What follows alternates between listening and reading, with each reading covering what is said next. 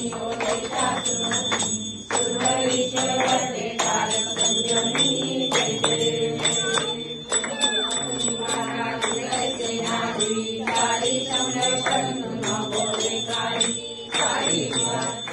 अमावस्येला वंशवृद्धीसाठी पूजा करण्यात येते.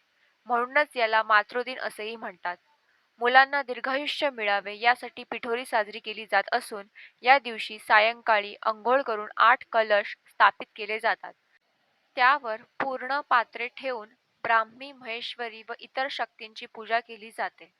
तांदळाच्या राशीवर 64 योगिनींना आवाहन देऊन पिठाच्या मूर्ती तयार केल्या जातात.